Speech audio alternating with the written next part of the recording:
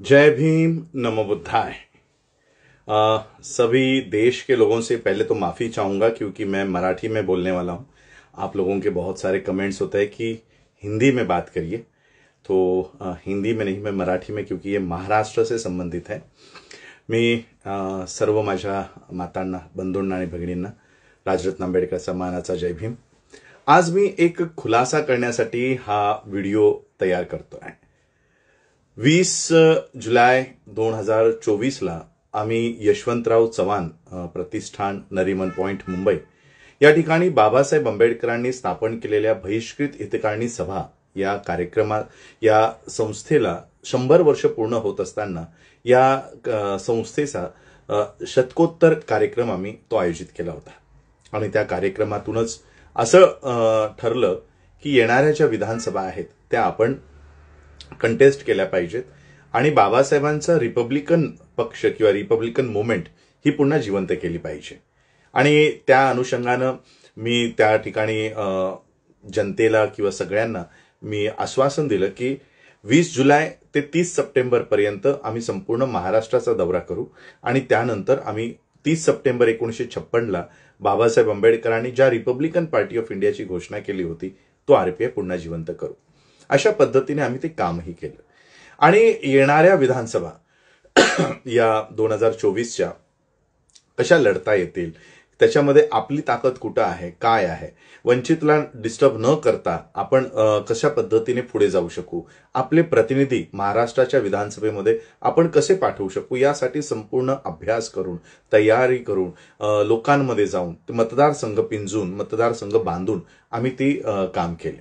त्यानंतर सगळे जे सेक्युलर विचारधारेचे लोक आहेत, सेक्युलर विचारधारेचे जे पक्ष आहेत, त्यांच्यासोबत आपली रस्सीखेच होऊ नये, त्यांचे उमेदवार आपल्याकडनं पाडले जाऊ नये, आपले उमेदवार त्यांनी पाडू नये आणि बीजेपीला रोखण्यासाठी या मनुस्मृतीच्या विचारधारेवर असणारे जे कोणते पक्ष आहेत या सगळ्या पक्षांना रोखण्यासाठी आपण एक संघ कसं लढू, अशाही पद्धतीने आमच्या बैठका झाल्या। माझी बैठक स्वतः रोहित पवार यांच्यासोबत झाली, माझी बैठक काँग्रेसच्या वरिष्ठ लोकांसोबत झाली, माझ्या अनेक इवन उभाटाच्याही लोकांसोबत माझ्या बैठका झाल्या। आणि त्यानंतर आमच्या अशा लक्षात आलं की वंचितची जी सगळ्यात संख्येने महाराष्ट्रामध्ये दुसऱ्या किंवा तिसऱ्या नंबरवर राहिलेली सीट आहे ती यावेळेस ते कंटेस्ट करत नाहीयेत किंवा त्यांनी जो उमेदवार आहे तो बदललेला आहे आणि त्यामुळे ती सीट कुठेतरी त्यांचाही पाठिंबा मिळावा अशा पद्धतीने आम्ही ती कामाला सुरुवात केली। आणि जे माझं अनेक वर्ष वाशिम जिल्ह्याशी खूप जवळचे संबंध माझे राहिलेत, म्हणजे ज्यावेळेस मला परदेशात जाण्यासाठी पैसे नसायचे किंवा एखादी कॉन्फरन्स US मध्ये लागली आहे किंवा इतर ठिकाणी कुठे लागली आहे आणि त्यावेळेस मग माझ्याकडे तिकिटासाठी, विजासाठी, तिकडे राहण्यासाठी पैसे नसायचे, त्यावेळेस मग वाशिम जिल्ह्याच्या लोकांनी रांगेत उभं राहून मला 100 रुपये, 500 रुपये असे दिले। संपूर्ण वाशिम जिल्ह्यामध्ये मला आठवतंय बँकेचा एक कार्यक्रम आम्ही घेतला होता, त्या बँकेच्या कार्यक्रमामध्ये त्या 2610 रुपयाचा शेअर विकत घेता यावा म्हणून एका वृद्ध आजोबांनी त्यांच्या 3 बकऱ्या विकून आमचे हे शेअर्स घेतले होते। म्हणजे एवढं जवळीक मला या जिल्ह्यातून प्रेम मिळालं। त्यानंतर सगळ्यात जास्त स्ट्रॉंग कार्यकारिणी आमची याच जिल्ह्यामध्ये आहे। आमचे विकी भाऊ आहेत, त्यानंतर सिद्धार्थ गायकवाड आहेत, अशी खूप चांगली टीम माझ्याकडे या जिल्ह्यामध्ये आहे। आणि त्यामुळे आम्ही विचार केला की इतर कुठेही जाण्याऐवजी जिथे आपली ताकद आहे आपण तिथून प्रवेश करूया किंवा तिथून विधानसभेमध्ये आपण जाण्याची तयारी सुरू करूया। आणि या अनुषंगाने मी रोहित दादांशी भेटलो, मी काँग्रेसचे वरिष्ठ जे आहेत सगळ्यांशी मी त्यांच्यासोबत भेटलो, माझ्याकडे सगळ्यांसोबतचे असलेले फोटोही आहेत। इवन आम्ही उभाटाच्याही लोकांना आम्ही भेटलो। ही वाशिमची जी सीट आहे ही अनुसूचित जातीसाठी राखीव असलेली सीट आहे आणि या सीटवर वंचितने दुसऱ्या क्रमांकाची मतं मिळवली होती, पण त्यांनी एक पत्र रिलीज केलं की वंचितचा जो उमेदवार आहे तो महाविकास आघाडीच्या संपर्कात असल्यामुळे आम्ही त्याला काढून टाकत आहोत, अशा पद्धतीने त्यांनी त्या उमेदवाराला काढून टाकलं। आणि जो फेस त्यांनी दिला तो एवढा पॉवरफुल नसल्यामुळे मला अजून ती सीट सोपी झाली, कारण आमची मतं तिथे आता विभागली जाणार नाही।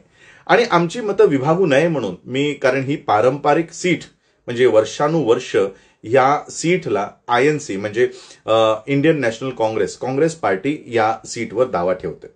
मी त्यांच्या वरिष्ठांना सांगितलं की मी जर तिथे उभा राहत असेल तर आपण तिथे उमेदवार देऊ नये, कारण मला काय MVA मध्ये यायचं नाहीये आणि मी तुमच्या पक्षाच्या चिन्हावरही उभा राहणार नाही.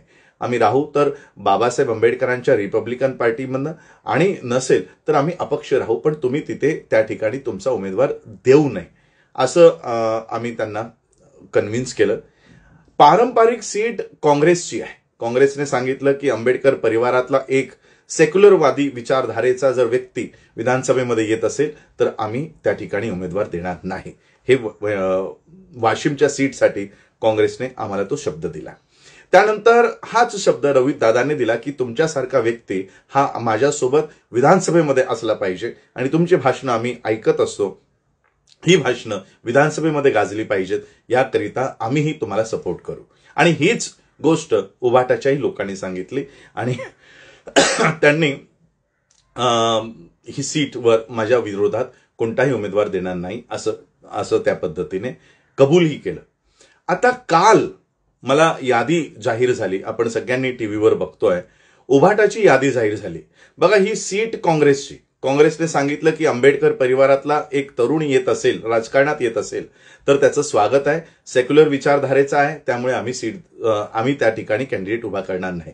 त्यांनी मोठं मन दाखवून ही जी सीट आहे ती माझ्यासाठी सोडली. रोहित दादानेही त्याच्यावर दावा केला नाही. आणि आता त्या ठिकाणी उभाटाने जो उमेदवार वंचितचा होता तो उमेदवार वंचितचा त्यांच्या पक्षात घेऊन त्यांनी माझ्या विरोधात उभा केलाय.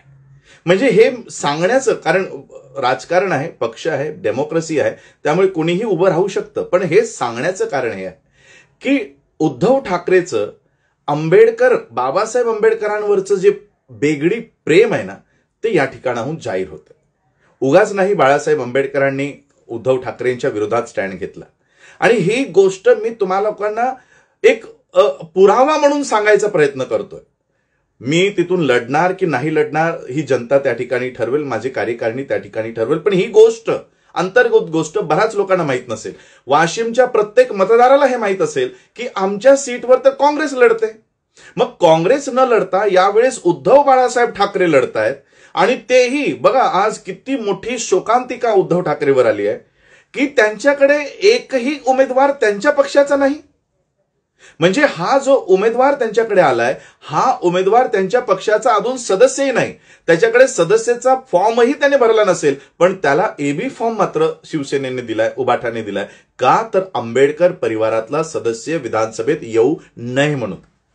बघा किती मोठी शोकांतिका या ठिकाणी आहे. राजकारण जे आपण म्हणतो ते किती खालच्या स्तरावरचं आहे, किती खालच्या स्तरावरचं आहे. याच संजय राऊतानं एक स्टेटमेंट दिलेलं आहे की आम्हाला माहित होतं की बाळासाहेब आंबेडकर आमच्यासोबत येणार नाहीत, पण आम्ही त्यांना टप्प्याटप्प्यानं एक्सपोज करायला त्यांच्यासोबत बैठका घेत होतो, त्यांना आम्ही एक्सपोज करत होतो. हे अशा पद्धतीचं उद्धव बाळासाहेब ठाकरेंचं हे काम सुरू आहे. मी काँग्रेसचे आभार मानेन की त्यांनी त्यांची सीट, त्यांनी ज्या पद्धतीने मला सांगितलं होतं की तुमच्या विरोधात आम्ही उभं करणार नाही, कॅन्डिडेट उभा करणार नाही, त्यांनी त्यांचा शब्द पाळला. रोहित दादानेही त्यांनी त्यांचा शब्द पाळला. केवळ उद्धव ठाकरेंनी, आणि तेही त्यांना आयात करावं लागतोय. कालपासून मीडियावर एक बातमी सुरू आहे की उद्धव ठाकरेने पैसे घेऊन सीटा विकलेल्या आहेत. ही त्यातली प्रथम क्रमांकीची सीट जी उद्धव ठाकरेंनी विकलेली आहे. विकली नसती तर त्यांच्या पक्षाचा उमेदवार त्यांनी तिथे दिला असता, पण त्यांनी वंचितचा उमेदवार त्यांच्या पक्षात घेऊन तिथे उभा केलाय. आता माझा एक साधा आणि सोपा प्रश्न वाशिमच्या मतदारांना आहे. वाशिम हा मतदारसंघ अनुसूचित जातीसाठी राखीव आहे. काय उद्धव बाळासाहेब ठाकरे शिवसेना हा पक्ष अनुसूचित जातीच्या लोकांचा पक्ष आहे? ही सीट कुणासाठी राखीव आहे, पक्षासाठी की अनुसूचित जातीसाठी? आपण काय बघतो, Washim bracket SC, Washim bracket Shiv Sena नाही म्हणत, वाशिम ब्रॅकेट INC नाही म्हणत, वाशिम ब्रॅकेट NCP नाही म्हणत, वाशिम ब्रॅकेट SC. अनुसूचित जातीच्या उमेदवारांसाठी हा पक्ष, ही सीट राखीव आहे. माझा साधा आणि सोपा प्रश्न वाशिमच्या मतदारांना आहे, काय शिवसेना उद्धव बाळासाहेब ठाकरे हा अनुसूचित जातीच्या लोकांचा पक्ष आहे. क्या उद्धव ठाकरेंना या जागेवर त्यांचा उमेदवार दिला हवा होता. आणि एक प्रश्न माझा मुसलमानांना आहे, वाशिमच्या मुस्लिम मतदारांना आहे. ज्या उद्धव बाळासाहेब ठाकरेंनी त्यांच्या पक्षातल्या निवडून आलेल्या खासदारांनी जेव्हा वक्फ बिल हे संसदेत मांडलं, त्यावेळेस शिवसेना उद्धव बाळासाहेब ठाकरेच्या संसदेतल्या खासदारांनी तिथून पळ काढला. का या प्रश्नाला, क्या या कायद्याला बनत असताना आम्ही विरोध करू शकणार नाही म्हणून ते पळून गेले. हीच अवस्था उद्या आमच्या महाराष्ट्राच्या विधानसभेत होणार आहे. उद्धव ठाकरे असतील किंवा इतर पक्ष असतील, यांच्या तिकिटावर निवडून गेलेले, अनुसूचित जातीच्या राखीव सीटवर निवडून गेलेले आमचे आमदार आमच्या विरोधात जर कायदे बनत असतील तर हे पळ काढतील, हे पळून जाणार आहे. आणि म्हणून मी वाशिमच्या मतदारांना पुन्हा एकदा आवाहन करणार आहे की काय ही सीट उद्धव ठाकरेची होती? काय या सीटवर उद्धव ठाकरेंना त्यांचा उमेदवार द्यायला हवा होता? याच व्यक्तीनं जर अपक्ष म्हणून जरी उमेदवारी घेतली असती किंवा आरपीआय, बीएसपी, वंचित कोणत्याही आंबेडकरी पक्षाच्या तिकिटावर जरी लढले असते तर मी स्वतः त्यांच्या प्रचाराला आलो असतो. पण जर ते आयएनसी, एनसीपी, उभाटा याच्या सीटवरनं जर लढत असतील तर मी त्या ठिकाणी माझा अर्ज नक्कीच दाखल करेन. कारण आमचं काम बीजेपीला हटवणं आहे. बघा, बीजेपी हटू नये. बीजेपी ती सीट, आता बीजेपीचा मलिक नावाचा हा उमेदवार तिथे आमदार म्हणून आहे. या आमदाराला सिक्युअर करावं म्हणून उद्धव ठाकरे पुढे आलाय. म्हणजे फडणवीस आणि उद्धव ठाकरेंची भेट रात्रीच्या 2-2 वाजता मातोश्रीवर होते, याचा हा जिवंत पुरावा आहे की मलिकला वाचवण्यासाठी आमचा एक माणूस त्यांनी त्यांच्या पक्षातून उभा केलाय. आमचा माणूस त्यांच्या पक्षातून, त्यांचा माणूस नाही आहे. सुषमा अंधारे तर त्यांची आहे, मग त्यांनी सुषमा अंधारेला तिकीट द्यायला हवं होतं. सुषमा अंधारेला कोणत्याही राखीव मतदारसंघातून उभं करायला हवं होतं, त्यांनी कुठेही उभं केलेलं नाही. पण केवळ आंबेडकर परिवारातला, आणि असंही नाही, मी 3.5 ते 4 लाख रुपये खर्च करून एका प्रायव्हेट एजन्सीकडनं मी तिकडचा सर्वेही केलेला आहे. आणि हा सर्वेचा रेकॉर्ड मी स्वतः उद्धव ठाकरेंच्या गटातल्या त्या नेत्याचं नाव पुढे आणणार नाही, त्यांच्या समोर हा अहवाल ठेवलेला आहे की तिकडची जनता ही मला किती मोठ्या प्रमाणात तिथून निवडून पाठवू शकते. हे सगळा सर्वेचा रिपोर्ट या तिन्ही पक्षांकडे आहे. आणि त्यांना जेव्हा वाटलं की आयएनसीला वाटलं की राजरत्न आंबेडकर निवडून येऊ शकतो, त्यांनी उमेदवारी दिली नाही. राजरत्न आंबेडकर वाशिममधून निवडून येऊ शकतो हे जेव्हा अहवालावर रोहित दादांनी बघितलं, त्यांनीही उमेदवारी दिली नाही. पण हाच रिपोर्ट, हाच अहवाल उद्धव ठाकरेंनी बघितल्यानंतर त्यांनी मात्र आमच्या समाजातला माणूस आयात करून त्याला मात्र उभं केलेलं आहे. म्हणजे बघा, जेव्हा यांच्या लक्षात येतं की आमच्या सीट्स निवडून येऊ शकतात, तिथे हे आमच्या विरोधात स्टँड घेतात. म्हणून एखाद वेळेस मी या सीटवरनं लढलो नसतोही, पण उद्धव ठाकरेंचं हे चरित्र, शिवसेनेचं हे बेगडी आंबेडकरी प्रेम मला लोकांसमोर मांडायचं आहे. आणि उद्धव ठाकरेंनी आंबेडकर परिवाराचा पराजय केला, हा इतिहास नोंद व्हावा याकरिता मी त्या ठिकाणी उमेदवारी देणार आहे. ते माझा पराजय करायसाठी लढतील आणि मी विजय होण्यासाठी लढीन. आणि या लढाईमध्ये मला वाशिमच्या लोकांचा साथ आणि सहयोग हवा.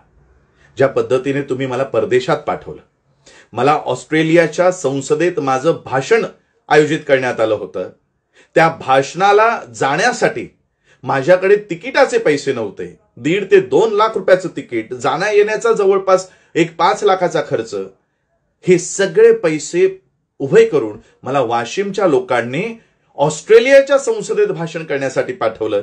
जी वाशिमची लोक मला ऑस्ट्रेलियाच्या संसदेत भाषण करायला पाठवू शकतात, काय तीच वाशिमची लोक मला महाराष्ट्राच्या विधानसभेत पाठवू शकत नाहीत. आणि म्हणून त्या पद्धतीने आता मी माझ्या घरी आहे, हे निघालोय, कपडे वगैरे घालून निघालोय आणि थेट मी पोहोचतोय वाशिममध्ये. मी माझा वाशिममध्ये हा अर्ज 27 तारखेला मी माझा अर्ज, उमेदवारी अर्ज मी दाखल करणार आहे. वाशिमच्या प्रत्येक आया बहिणींनी, मातांनी, माझ्या युवा कार्यकर्त्यांनी जो साथ आणि सहयोग त्यावेळेस दिला, तो साथ आणि सहयोग मला या 1 महिन्यामध्ये द्या. 30च दिवस राहिलेले आहेत, 30ही दिवस राहिलेले नाहीत. आणि प्रत्येक गावागावामध्ये जाऊन आम्ही या मतांसाठी या पद्धतीने विधानसभेत आमचा खरा आवाज गेला पाहिजे. मी मुसलमानांनाही सांगेन, मुस्लिम 2ऱ्या किंवा 3ऱ्या क्रमांकावर आहे. नोमानी साहेबांचं स्वतः नोमानी साहेब त्या ठिकाणी येणार आहेत आणि त्या पद्धतीने आम्ही या महाराष्ट्राच्या विधानसभेत जाण्याची तयारी करतो. बस एवढंच सांगण्यासाठी बोलण्याऐवजी उद्धव ठाकरेंना एक्सपोज करण्यासाठी मी हा व्हिडिओ तयार केलेला आहे. उद्धव फडणवीस हे वेगवेगळे नाही, एकच आहेत. थँक्यू. जय भीम, नमो बुद्धाय.